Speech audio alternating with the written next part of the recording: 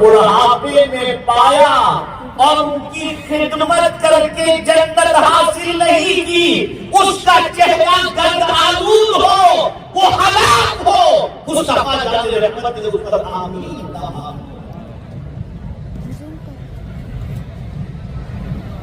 Old house میں بھیجنے کا پلان نہ بناؤ، لیکن یہ کلچر بنا کیسے؟ یہ ہم لوگوں کی کوتاہی کی وجہ سے کہ بچپن میں ہم نے بچوں کو نہیں پالا تو بڑھاپے میں وہ ہمیں رکھنے کو تیار ہے۔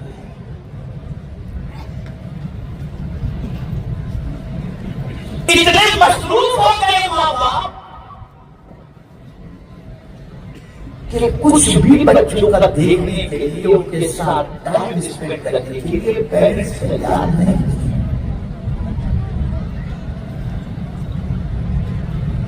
خیر، آج یہ کر رہا تھا، ہم سے پوچھا جائے گا، ہم سے حساب لیا جائے گا، اللہ پوچھے گا ہم سے۔ یہ نہ سمجھنا کہ چھوڑ دیے جائیں گے، خود قرآن کے ایاسب الانسان ان یترک سدی، کیا لوگوں نے یہ گمان کر لیا کہ یوں ہی چھوڑ دیے جاؤ گے؟ بہت سخت مرحلہ ہے، بہت کٹھن مرحلہ ہے۔ سیدنا عثمان ذو النورین رضی اللہ مولا تبارک و تعالی عنہ جب قبرستان جاتے تو بہت روتے کسی قبر کے پاس کھڑے ہو، اتنا روتے کہ داڑھی آنسوؤں سے تر ہو جاتی۔ تو حضرت عثمان ذو النورین رضی اللہ تعالی عنہ سے لوگوں نے پوچھا کہ جہنم و جنت کے تذکرے سے کبھی آنسو نہیں نکلتے، لیکن قبرستان جب آپ جاتے ہیں تو آپ کے آنسو بہت نکلتے ہیں، آخر وجہ کیا ہے؟ اب سنیے جواب۔ ارشاد فرماتے ہیں، میرے آقا صلی اللہ علیہ وسلم نے ارشاد فرمایا، جس کا قبر کا مرحلہ آسان ہو گیا اس کا حشر کا مرحلہ بھی آسان ہو جائے گا۔ اور یہ ایسی تاریخ اور اتنی کٹھن جگہ ہے کہ وہاں کے سوالات و جوابات اور وہاں سے آسانی سے گزر جانا یہ آسان کام نہیں ہے۔ تو میں یہ سوچتا ہوں کہ قبر میں جب پوچھا جائے گا تو کیا ہوگا؟ سوال ہی تو پوچھے جائیں گے، کیا یہ پوچھا جائے گا مال کتنا کمایا؟ قبر میں عقیدے کا سوال ہوگا، قبر میں مصطفیٰ جان رحمت صلی اللہ علیہ وسلم کے بارے میں سوال ہوگا، قبر میں دین کے بارے میں سوال ہوگا۔ اے رسول اعظم صلی اللہ علیہ وسلم کے دیوانوں، ہمارے دماغ میں تو یہ بات بیٹھ گئی ہے کہ آپ نکال کر اٹھنا، یہاں سے نکال کر کے اٹھنا کہ سب کچھ ہمارا ہے، ہم جو چاہیں کریں۔ نہیں، سب کچھ خدا کا ہے اور سب چیزوں کا حساب خدا دے گا، ہمارا کچھ نہیں۔ اور اگر کوئی دھرم میں ہے کہ نہیں ہمارا ہے تو ایک سوال آپ سے پوچھنا، ایک سوال، ایک انسان پیدا ہوتا ہے، برہنہ پیدا ہوتا ہے، بغیر کپڑے کے پیدا ہوتا ہے، کچھ بھی ساتھ نہیں لاتا، خالی ہاتھ اس دنیا کے اندر آتا ہے۔ محنت کی، مشقت کی، گھر بنایا، فیکٹری بنائی، دکان بنائی، سب کچھ کر دیا، بہت کچھ اس نے بنا دیا۔ پوچھو یہ بنگلہ کس نے دیا ہے؟ یہ گاڑی کس لیے میری ہے؟ یہ فیکٹری کس لیے میری ہے؟ ٹھیک ہے، آپ نے غلط نہیں کہا، لیکن اللہ یہ نہیں کہتا کہ یہ تیرا ہے۔ اور اگر کسی کو یہ بھرم ہے کہ یہ میرا ہے تو میں چیلنج سے کہتا ہوں، جب مرو تو اپنے ساتھ لے کر آؤ، جب مرو تو بنگلہ بھی لے کر کے جاؤ، گاڑی بھی لے کر کے جاؤ، فیکٹری بھی لے کر کے جاؤ، تو آپ کہیں کہ یہ کوئی تھوڑی لے کر کے گیا ہے کہ میں لے کر کے جاؤں۔ فلسفہ سمجھ میں آ گیا تمہارا کچھ نہیں ہے، یہ اللہ نے تم کو استعمال کے لیے دیا تھا، اور جب تم گئے تو اللہ نے دوسروں کو عطا فرما دیا۔ اس بھرم سے نکل پڑو باہر، اس سے باہر نکل، ہمارا کچھ بھی نہیں، سب کچھ اللہ کا دیا ہوا ہے، اور وہ حساب لے گا۔ میں نے دیا تھا میرے بندے، میں نے دیا تھا، زندگی بھی میں نے دی، دولت بھی میں نے دی، اقتدار بھی میں نے دیا تھا، لا حساب دے میرے بندے جو کچھ میں نے دیا تو ذرا تم نے کیا کیا؟ اسی لیے سیدنا فاروق اعظم رضی اللہ تعالیٰ عنہ کہتے تھے حاسبوا قبل ان تحاسبوا، اس سے پہلے کہ اللہ تمہارا حساب لے تم خود اپنا حساب لے لو، اپنا حساب لے لو۔ کیسے اپنا حساب لو؟ کس طریقے سے ہم اپنا حساب لیں؟ تو فاروق اعظم رضی اللہ تعالیٰ عنہ اپنی چٹائی کے نیچے ایک ڈورا رکھتے تھے، اور رات ہوتی تھی تو اپنے پیر پر مارتے تھے اور اپنے سے خود سے پوچھتے تھے اے عمر آج تو دن بھر کس راستے پر چلا؟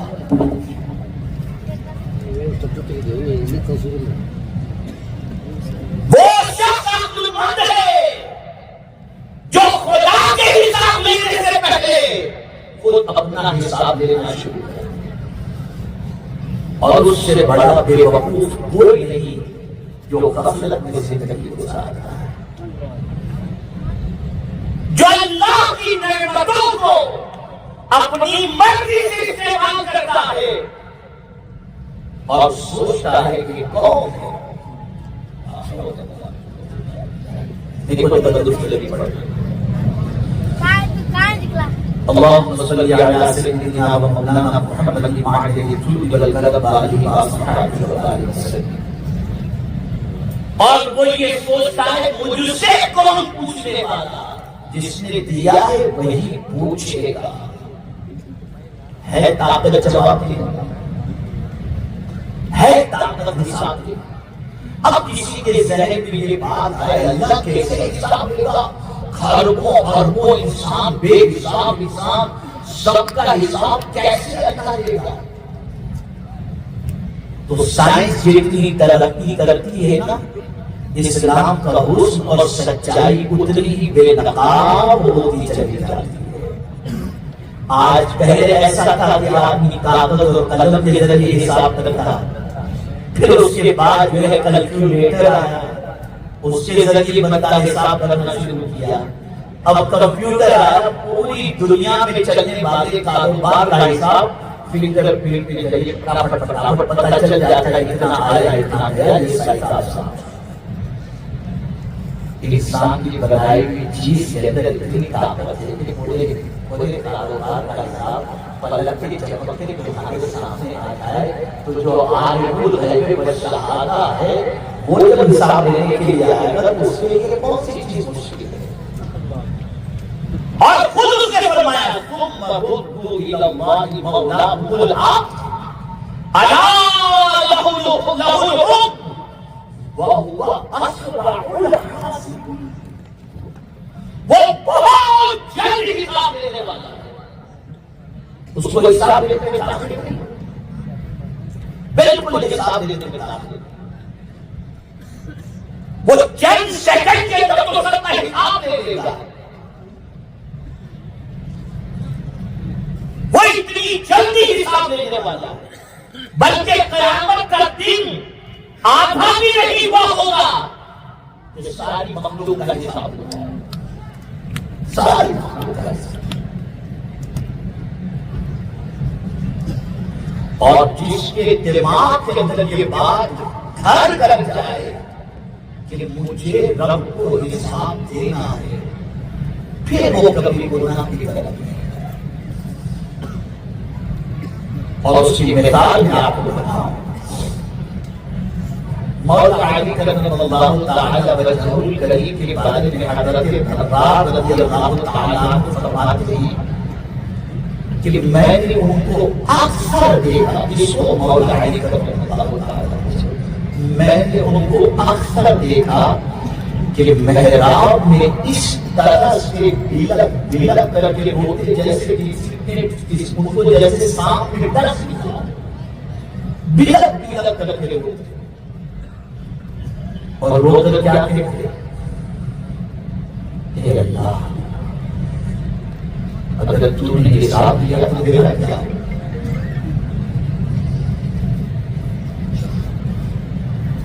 آپ ذرا سوچو کون کہہ رہا ہے جو خلفائے راشدین میں سے ہیں اور جن کے بارے میں آقا کریم صلی اللہ علیہ وسلم نے اپنا بھائی کہہ کر فرمایا، جس کو اعلیٰ حضرت نے خطبہ رسمیات کے اندر یوں کہا، آخر رسول بصوتی رسول،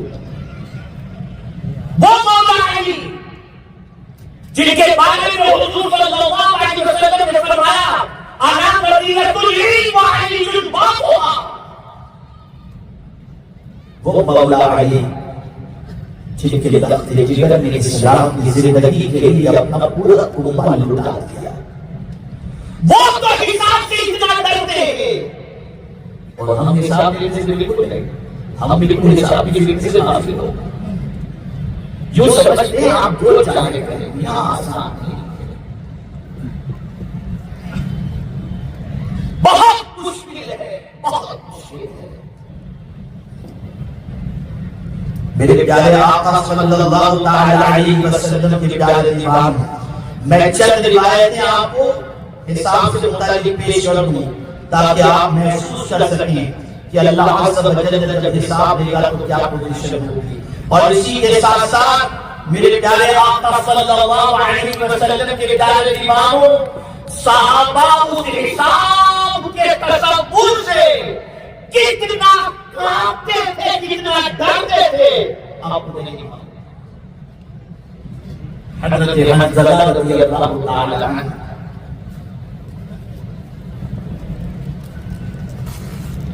سیدنا صدیق اکبر رضی اللہ تعالی عنہ سے ملاقات کے لیے پہنچے۔ کون حنظلہ؟ جو غسیل الملائکہ، جن کی شہادت کے بعد ان کو غسل دینے والا انسان نہیں، اللہ کے محبوب فرشتے ہیں، وہ حضرت حنظلہ۔ صدیق اکبر رضی اللہ تعالی عنہ کی بارگاہ میں ملاقات کے لیے حاضر ہوئے۔ صدیق اکبر رضی اللہ تعالی عنہ نے فرمایا، کیسے وہ حنظلہ؟ اب جواب سنیے حضرت حنظلہ عرض کرتے ہیں، حنظلہ تو منافق ہو گیا، حنظلہ تو منافق ہو گیا۔ صدیق اکبر رضی اللہ تعالی عنہ نے فرمایا، سبحان اللہ، یہ کیا کہہ رہے ہو؟ سبحان اللہ تعجب کے لیے کہا جاتا ہے، کیا کہہ رہے ہو؟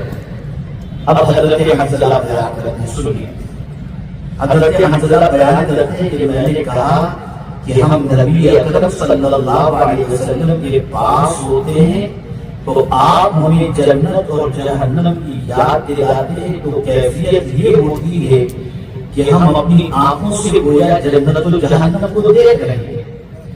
پھر جب ہم حضور صلی اللہ علیہ وسلم کے پاس سے چلے جاتے ہیں، بیوی بچوں اور جائیداد وغیرہ میں مشغول ہو جاتے ہیں، تو ہم بہت کچھ بھول جاتے ہیں۔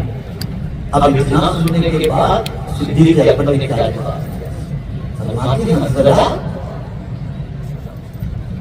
اللہ کی قسم یہ کیفیت تیری بھی نہیں ہے، وہ کیفیت میری بھی ہے، ہمارے بھی کیفیت ہے۔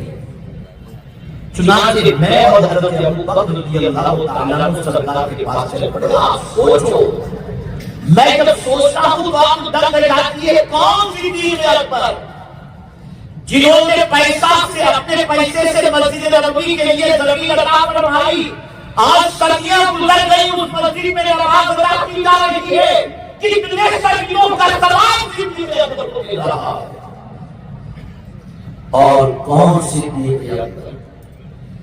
اگر میں یہ کہوں تو غلط نہ ہوگا کہ انسانوں میں عشق رسول کی باغ دا باغ بنیاد ڈالنے والی ذات کا نام ہے، عاشق اول کا نام ہے صدیق اکبر رضی اللہ تعالی، بلکہ محبت رسول ہی کے اندر وہ اس دنیا سے پوچھ رہے ہیں۔ جن کو سرکار نے جنت کی بشارت ہی نہیں دی بلکہ قدرت نے ان کے سچے ہونے کی گواہی دیا، جن کی شان میں اللہ کی کتاب کے اندر آیتیں نازل وہ صدیق اکبر اپنی کیفیت کے بارے میں حضرت حنظلہ سے کہتے ہیں کہ یہ کیفیت تمہارے اکیلے کی نہیں، یہ تو میری بھی کیفیت ہے، آؤ چلو چلتے ہیں حضور کے پاس۔ دونوں چلے سرکار صلی اللہ علیہ وسلم کے پاس، آقا کریم صلی اللہ علیہ وسلم کے پاس حاضر تھے۔ تو اب صدیق اکبر رضی اللہ تعالیٰ عنہ اور حضرت حنظلہ کے حاضر ہونے کے بعد عرض کیا گیا یا رسول اللہ، یعنی حضرت حنظلہ نے کہا یا رسول اللہ صلی اللہ علیہ وسلم حنظلہ منافق ہو گیا ہے، آپ نے فرمایا یہ کیا ہے؟ تو میں نے عرض کیا یا رسول اللہ صلی اللہ علیہ وسلم ہم آپ کے پاس ہوتے ہیں تو آپ جنت اور جہنم کی یاد دلاتے ہیں تو کیفیت یہ ہو جاتی ہے کہ گویا ہم نے دیکھ رہے ہیں، پھر جب آپ کے پاس سے جدا ہوتے ہیں تو معاشی امور میں مشغول ہو جاتے ہیں تو بہت کچھ بھول جاتے ہیں۔ تب رسول اعظم صلی اللہ علیہ وسلم نے فرمایا اس ذات کی قسم جس کے قبضے میں میری جان ہے، اگر ہمیشہ تمہارا یہی حال رہے یا تم اس حال پر رہ جاؤ جس حال میں میرے پاس ہوتے ہو اور ذکر میں ہوتے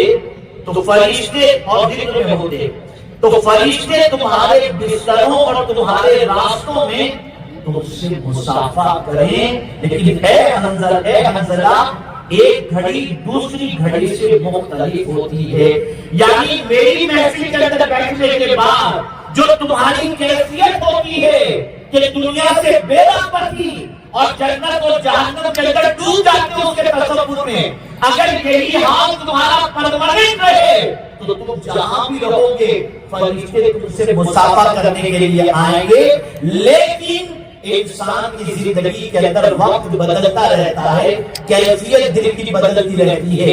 میرے پیارے آقا صلی اللہ علیہ وسلم کے پیارے دیوانوں، یہاں محمدین کے کہنے کا مقصد یہ ہے کہ ان حضرات کے دلوں کے اندر آخرت کا کتنا ڈر ہے اور اللہ کے حساب دینے کا کتنا خوف ہے کہ حضور کے سامنے کیفیت الگ اور حضور کے پاس سے جانے کے بعد کیفیت الگ۔ اس لیے یاد رکھیں جو اپنا حساب لینے کا عادی ہے اس کی زندگی کے اندر نکھار پیدا ہوتا ہے۔ اسی کے ساتھ میرے پیارے آقا صلی اللہ علیہ وسلم کی پیارے دیوانوں، اس بات کو یاد رکھیں اور اچھی طریقے سے یاد رکھیں۔ فرمایا گیا جب تم صبح کرو تو اپنے نفس کا احتساب کرو، نیتیں کرو، جانا کہاں ہے، کرنا کیا ہے، وہ پوچھے گا مجھ سے۔ اور یہ نہ سمجھنا جس زمین پر چل رہے ہو وہ زمین نہیں بولے گی، زمین نہیں بولے گی۔ سیدنا ابو ہریرہ رضی اللہ تعالیٰ عنہ حضور کے پاس حاضر ہوئے اور عرض کرنے لگے قرآن کہتا ہے یوم الدین تحدث اخبارها، قیامت کے دن زمین بولے گی تو سرکار اس سے کیا مراد ہے؟ تو میرے آقا صلی اللہ علیہ وسلم فرماتے ہیں زمین کے اوپر جس نے نیکی کی زمین اس کی بھی گواہی دے گی اور جس نے گناہ کیا زمین اس کے خلاف بھی گواہی دے گی۔ اے رسول اعظم صلی اللہ علیہ وسلم کے ایمان، اس لیے ضرورت ہے کہ اپنا حساب اپنی اور سمجھاتا ہوا چلے۔ میرے پیارے آقا صلی اللہ علیہ وسلم کے پیارے دیوانوں، حضرت میمون ابن مہران رضی اللہ تعالیٰ عنہ فرماتے ہیں بندہ اس وقت تک پرہیزگار نہیں ہو سکتا جب تک کہ اپنے نفس کا محاسبہ اس طرح نہ کرے جس طرح اپنے شریر کا کرتا ہے کہ اس نے کہاں سے کھایا اور کہاں سے پہنا۔ کسی کو پارٹنر بنا دو تو پارٹنر سے پوچھا جاتا ہے کہ پیسے کہاں سے آئے کہاں گئے، جس طرح سے تم خود سے حساب دیتے ہو ایسے ہی خود سے بھی حساب دو کیا کھایا، کہاں کا کھایا، کہاں سے کھایا. اسی طریقے سے میرے پیارے آقا صلی اللہ علیہ وسلم کے پیارے دیوانوں سیدنا فاروق اعظم رضی اللہ تعالیٰ عنہ نے فرمایا قبل اس کے کہ اللہ کی عدالت میں تمہاری جواب دہی ہو. اللہ اللہ کون ہے جو اللہ کی بات؟ ایک چھوٹا سا سوال ہم اگر خود سے پوچھیں کہ اللہ سے ایک دن کا حساب کہ صبح سے لے کر رات تک آج کے دن بدلا تمہیں کیا کیا ہے ہماری طاقت جواب دے ہے ہماری طاقت. مجھے بتاؤ سیدنا فاروق اعظم رضی اللہ مولا تبارک و تعالی عنہ فرماتے ہیں قبل اس کے کہ اللہ تعالیٰ کی عدالت میں تمہاری جواب دہی ہو خود ہی اپنا احتساب کرو، خود ہی اپنا جائزہ حساب دے اور ایک بڑے معرکے امتحان کے لیے اپنے آپ کو تیار کرو. اب سنیے آگے کیا فرماتے ہیں جس نے دنیا میں اپنا احتساب کر لیا آخرت میں اس کا حساب آسان ہو جائے. جس نے دنیا میں اپنا احتساب کر لیا آخرت میں اس کا حساب آسان ہو جائے گا. تو اے رسول اعظم صلی اللہ علیہ وسلم کے دیوانوں اسی دنیا میں اپنا احتساب کر لو تاکہ آخرت میں ہمارا حساب آسان ہو جائے. اسی طریقے سے فرمایا گیا عقل مند شخص وہ ہے جو اپنے نفس امارہ کی باطل خواہشات پر قابو پائے اور آخرت کے لیے کام کرے. اور عاجز شخص وہ ہے جو اپنی نفسانی خواہشات کے تابع ہو جائے اور اللہ تعالیٰ سے خیر کی تمنا کرے. اللہ ہم سب کو معاف. نفس سب سے بڑا ہمارا دشمن، اس سے بڑا کوئی دشمن ہے ہی نہیں. ہے شیطان بھی بڑا دشمن لیکن نفس بھی بڑا دشمن. اور یہ بڑا دشمن کا ہوتا تو اعلیٰ حضرت محمد کہتے رضا نفس دشمن ہے دف نے کہاں تم نے دیکھیں چلتا ہے. نفس کبھی اچھائی کی طرف لے ہی نہیں جاتا برائی کی طرف لے جاتا ہمیشہ ہمیں برائی کا حکم دیتا ہے. ان النفس لامارۃ بالسوء. اسی لیے جب کسی پوچھنے والے سے پوچھا گیا کہ جنت کتنی دوری پر ہے فرمایا 2 قدم کی دوری. 2 قدم. کہا وہ کیسے؟ کہا ایک پیر اپنے نفس پر رکھ اور دوسرا پیر جنت میں رکھ. جہاں کسی نے اپنے نفس پر پیر رکھ دیا اور نفس کی بات نہیں مانی بس سمجھ لو کہ اسے جنت کا راستہ اپنے لیے آسان. میرے پیارے آقا صلی اللہ علیہ وسلم کے پیارے دیوان اب حضور صلی اللہ علیہ وسلم نے کسے عقل مند کہا؟ کہے دنیا جسے عقل مند کہنا ہوتا ہے لیکن دنیا کے انسان کا کہنا سچ اور جھوٹ دونوں پر مبنی ہوتا ہے. لیکن اگر حضور صلی اللہ علیہ وسلم کسی کو عقل مند کہہ دیں تو یقیناً وہ عقل مند ہے، وہ دانا ہے. اب اگر آپ حضور کی نظر میں عقل مند بننا چاہتے ہیں یا ہم سب حضور کی نظر میں عقل مند بننا چاہتے ہیں تو آئیے حضور صلی اللہ علیہ وسلم نے کسی عقل مند بنایا. میرے آقا صلی اللہ علیہ وسلم نے فرمایا عقل مند کے لیے 1 ساعت ایسی ہونی چاہیے جس میں وہ اپنے نفس کا محاسبہ کرے. یعنی ایسا وقت پورے دن میں اس کے پاس ہونا چاہیے جس میں وہ اپنے نفس کا محاسبہ کرے. آج تم نے کیا کیا, آج تم نے کیا کیا. اور یہ سمجھنا کہ یہ ہاتھ پیر آپ کے اپنے ہیں نہیں, یہ سب اللہ کے ہیں. وہ قیامت میں آپ کے خلاف گواہی دیں گے, یہ سب بولیں گے. حدیث میں مبارک قیامت کے لیے پروردگار ایک بندے کو بلائے گا, اس کے سامنے اس کے دفتر رکھے جائے اور اس کو بتایا جائے کہ یہ سب تم نے گناہ کیے. وہ کوئی روز پیش کرے گا, کوئی کام کرے گا, تو رب کس کو بلائے گا جانتے ہیں؟ ہاتھ پیر زبان یہ سب کو بلائے گا. آپ جب وہ ہاتھ پیر زبان جب اس کی بدلے کے بولنے لگیں گے تو وہ کہے گا میں تم کو بچانے کے لیے جو بولا تم ہی کیا بتاؤ. اللہ اس سب کو بولنے کی قوت عطا کرے گا. کس ہاتھ سے گناہ کر رہے ہو, یہ ہاتھ گواہ دے گا. کس زبان سے گناہ کر رہے ہو, یہ زبان گواہی دے گی, یہ پیر گواہی دے گا. کہاں جاؤ ہے دنیا کا کیا ہے, اس سے بچنے کی کوئی صورت.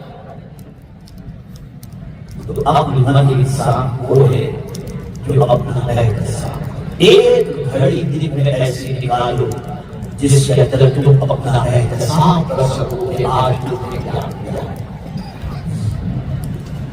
جو ہے انکم ٹیکس والوں کو حساب دینے کی فکر ہے, اکاؤنٹنٹ کو فکر ہے, بیپاریوں کو فکر ہے. آج ایک فکر پیدا کرو کہ خدا کو حساب دینا ہے, اور اس سے پہلے کہ خدا حساب لے ہم خود اپنا حساب لیں.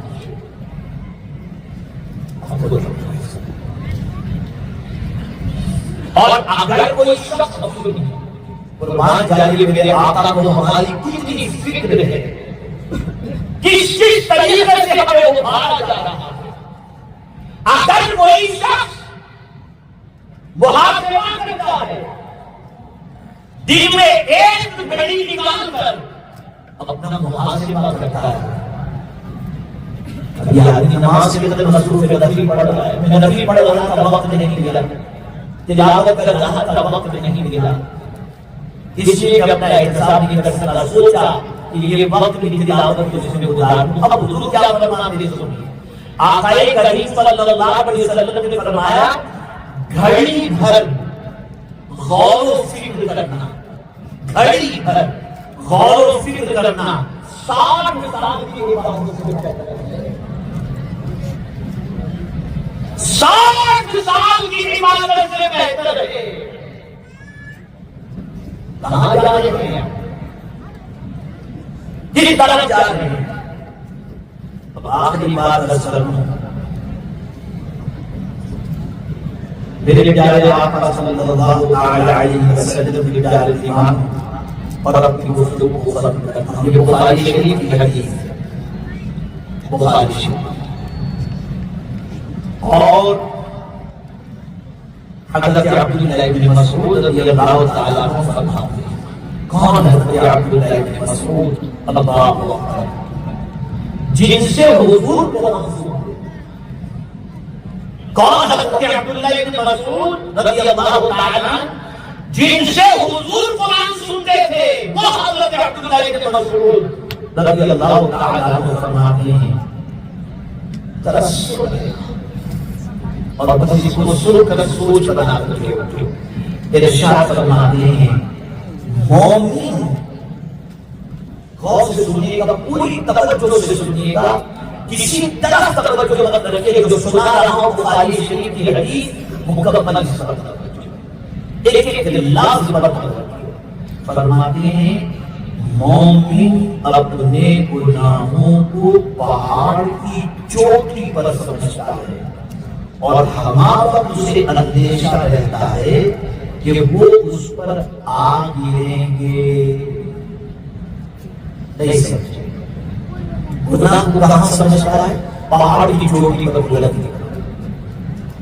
اب آپ مجھے بتائیے, آپ پہاڑ کے نیچے ہیں اور کوئی چیز چوٹی پر ہے, وہاں سے اگر آپ پر گری تو بچ سکیں گے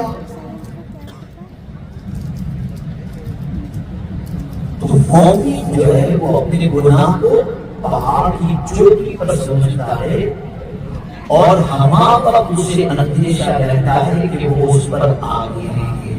یہ مومن کی کیفیت ہے.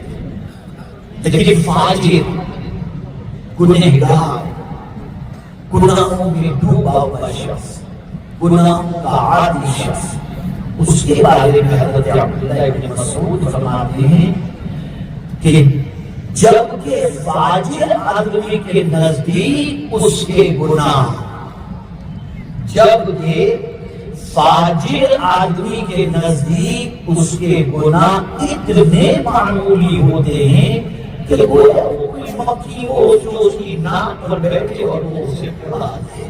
کیا یہ سچ نہیں کہ ہم گناہ کو آج معمولی سمجھنے لگ گئے؟ ہے کوئی جو گناہ کو پہاڑ کی چوٹی پر سمجھتا ہو؟ ہے کوئی جو اللہ کی نافرمانی کو پہاڑ کی چوٹی پر سمجھتا ہو؟ اتنا ہلکا گناہ کو سمجھ لیا گیا. ارے یار کیا چلتا ہے مولانا آج کے دور کے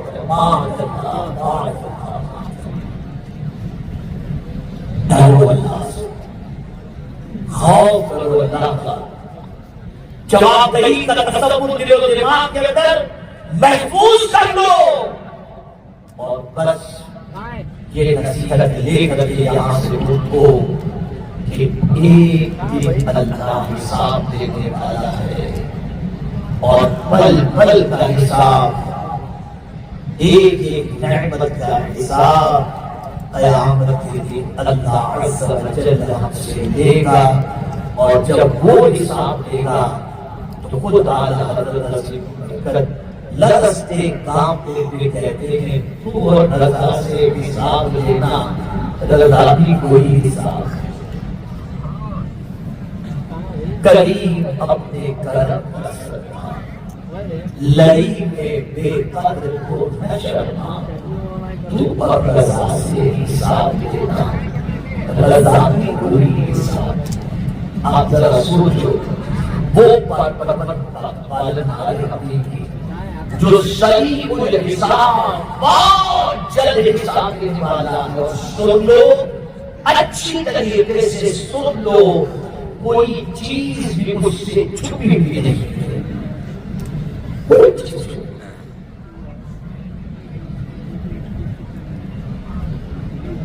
اگر زندگی کو سنوارنا چاہتے ہیں ہم اور آخرت کو بھی سنوارنا چاہتے ہیں تو اس سے پہلے کہ اللہ ہمارا حساب لے ہم اپنا حساب خود لینا شروع کریں.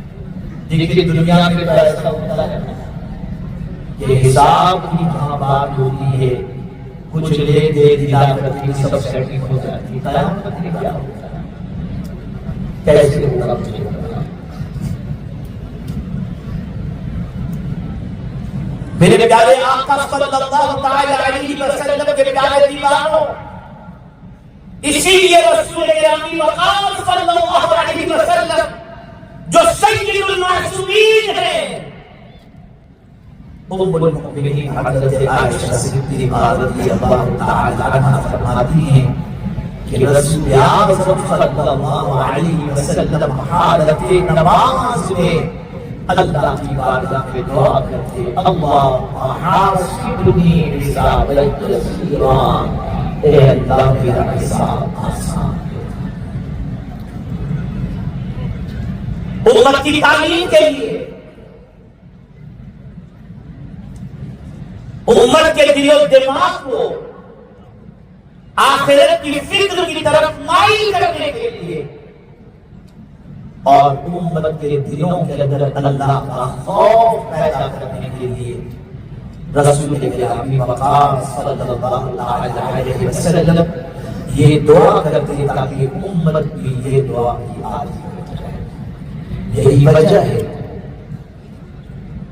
کہ ہمیشہ یاد رکھیں کہ جب اللہ کی بارگاہ میں دعا کریں تو اللہ عز و جل کی حمد پہلے بجا جائیں کہ مسجد نبوی شریف کے اندر رسول اکرم صلی اللہ علیہ وسلم نے ایک بندے کو دعا کرتے دیکھا، اس نے ڈائریکٹ اللہ سے مانگنا شروع کر دیا، تو رسول اعظم صلی اللہ علیہ وسلم نے فرمایا اس نے جلدی کی۔ اور ایک دوسرے کے قریب سے گزرے غالب حضرت عبداللہ ابن مسعود رضی اللہ تعالی عنہ تھے، وہ بھی دعا کر رہے تھے، ان کے قریب سے گزرے تو وہ دعا کے اندر ابتدا اس طرح سے کیے انہوں نے الحمدللہ رب العالمین والصلاۃ والسلام علی سید الانبیاء والمرسلین، تو سرکار نے فرمایا اب تم جو مانگو اللہ کو عطا فرمائے۔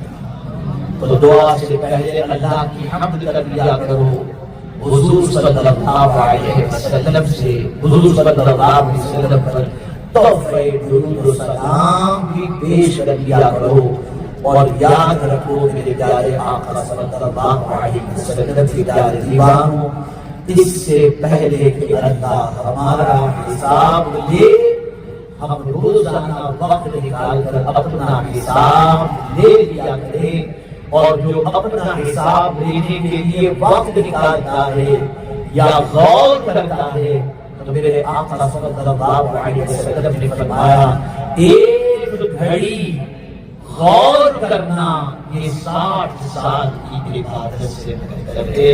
اور آخری جملہ ذہن کے اندر محفوظ رکھو، گناہ بے چینی پیدا کرتا ہے اور نیکی سکون پیدا کرتی ہے۔ جب جب نیکی کرو گے اللہ دنیا میں بھی سکون اور آخرت میں بھی سکون عطا فرمائے گا، اور جب جب گناہ کے اندر گرفتار ہوں گے اللہ نہ کرے تو زمین کے اوپر بھی بے چینی اور آخرت کی بھی بے چینی ہوگی۔